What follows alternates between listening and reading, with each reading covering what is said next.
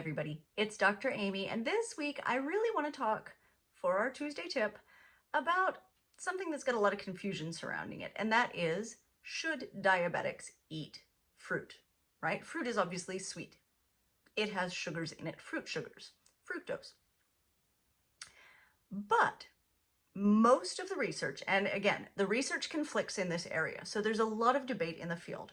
But most of the research suggests that eating fruit as fruit, right, like just a whole apple or a whole orange or a piece of fruit or whatever, does not actually significantly contribute to blood sugar issues in diabetics or anybody else, right? People with prediabetes or insulin resistance.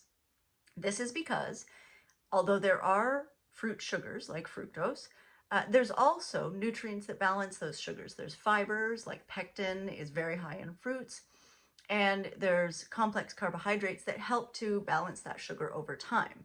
It's not the same as eating glucose, which is like a table sugar, or high fructose corn syrup, which is a sweetening additive, right?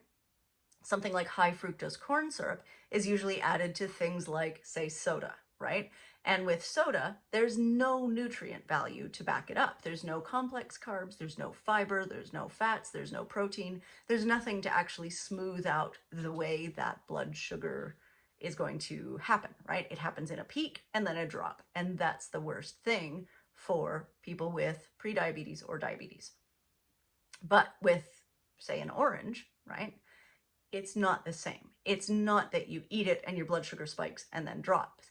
You eat it and your blood sugar raises, but then it continues on a sustained level and drops very slowly because there are other nutrients, and that food actually has nutritional value, right? It's not just junk. So I think fruit in moderation for people with prediabetes, insulin resistant, and diabetes is a great idea. I do not restrict fruit at all.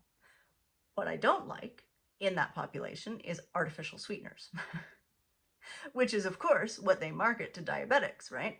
But artificial sweeteners are not helping anybody, right? Because it still trains you to have like a much sweeter taste experience. So you're looking for that intense level of sweetness and sweet flavors. So when your sugar receptors on your tongue, like sweet flavor receptors, are triggered, that actually is one of the first triggers for insulin production in your body.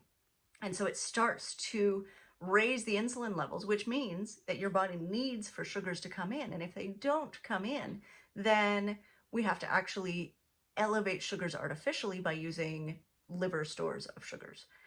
That's not helpful for anybody. Okay, so ditch the artificial sweeteners, but eat some fruit.